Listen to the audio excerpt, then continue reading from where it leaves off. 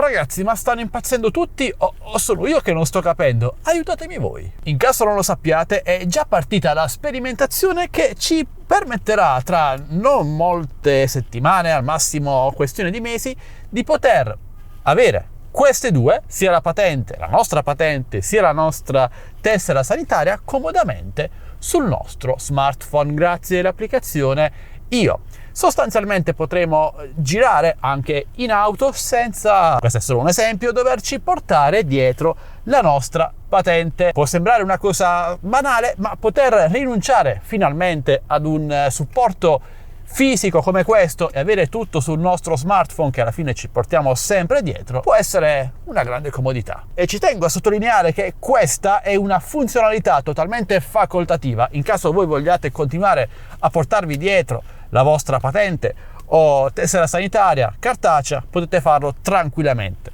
Per me sarebbe comodissimo poterla avere anche sullo smartwatch. Tra l'altro la nostra patente è valida anche come documento di riconoscimento, sostanzialmente ha lo stesso valore della carta d'identità. Quindi se noi dovessimo perdere il portafoglio avremo sempre il telefono da cui poter recuperare tutte le nostre informazioni per qualsiasi evenienza, anche magari durante un viaggio all'estero. Ovviamente ragazzi c'è la questione sicurezza. Bene, se dovessero rubarci il portafogli, i ladri potrebbero accedere ai nostri documenti in un istante. Se dovessero rubarci il telefono, lo smartphone, accedere alle nostre informazioni non è poi così semplice, anzi, poi possiamo formattarlo anche in remoto, sia che sia un Android, sia che sia un dispositivo Apple, oltre a poter accedere alla nostra documentazione tramite l'app Io anche da un altro smartphone, semplicemente loggandoci con il nostro account sull'applicazione Io. Ci possono essere magari dei problemi legati a possibili attacchi hacker informatici ai server di questa applicazione, un po' come succede con qualsiasi nostra registrazione, alla fine c'è sempre questo rischio, ma secondo me la comodità potrebbe valere questo prezzo. Poi, lo ripeto, è totalmente facoltativo. Ma quindi qual è il problema? Beh, il problema è che stanno venendo fuori i complottisti anche per questa funzionalità, lo ripeto per la terza volta, totalmente facoltativa. Ora, dato che a me piace confrontarmi con tutti, questo ragazzi è un messaggio postato da un utente del mio gruppo Facebook Droni e Tecnologia Italia. Ora lo leggiamo insieme e cerchiamo di capire qual è il punto di vista di questi complottisti. Il governo potrebbe usare dati come patente e tessera sanitaria per monitorare e perseguitare dissidenti. Ad esempio, potrebbe identificare e punire chi si oppone al regime, limitare le libertà civili e usare le informazioni per controllare e reprimere le opinioni e le attività. Proteggere la privacy dei dati è cruciale per prevenire tali abusi. Ora, questi sono dei paroloni, anzi questo è un messaggio che sta circolando su Facebook ed è un copia e incolla continuo di chi non riesce a capire quello che sta scrivendo. Ragazzi, parliamo di privacy, ma i documenti, in questo caso la patente e la tessera sanitaria, il governo ce l'ha già in mano, perché quando noi li andiamo a creare, quando andiamo all'anagrafe, all'ufficio comunale, sono già documenti in archivio sui server del governo. Quindi non è che se andiamo ad abbinarli a questa applicazione magicamente il governo, ragazzi, quel messaggio è davvero folle, è in grado di accedere ad ancora più dati, ma semplicemente è una comodità, un'ulteriore comodità che viene data al cittadino. E tra l'altro questi complottisti, se non vogliono essere definiti così, chi scrive queste cose non si rende conto che lo fa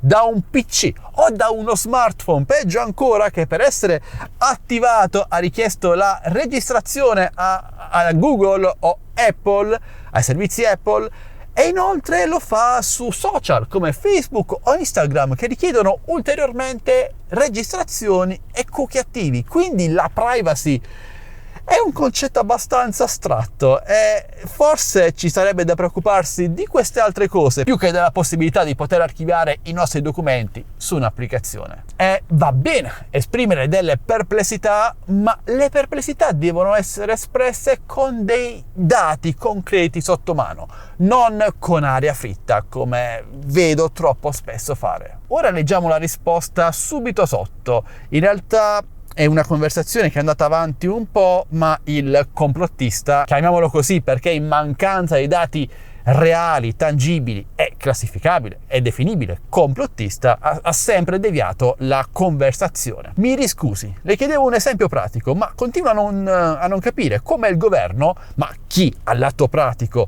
prendendo i miei dati per esempio della patente, mi identifica, mi monitora, sa cosa penso, debba allora presumere che lei non va all'anagrafe del suo comune per qualsiasi documento o servizio pubblico le serva? Perché mi creda, quella persona ha i suoi dati e già li registra nell'anagrafe nazionale, quella che potrebbe utilizzare il governo.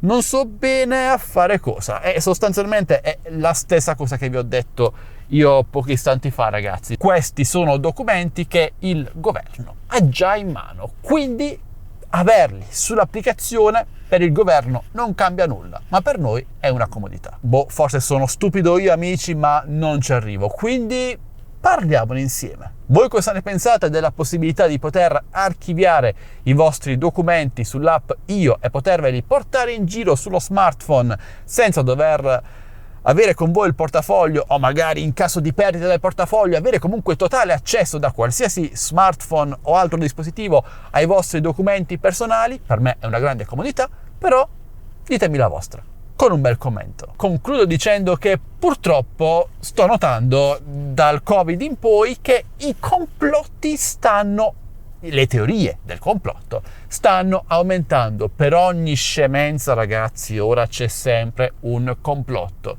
e mi sembra un tantinello assurdo. Vabbè, se volete supportarmi lasciate un bel like, condividete questo video ai vostri amici e iscrivetevi al canale. Questo è tutto, alla prossima, sempre qui su Addicted to Tech. Ciao ragazzi!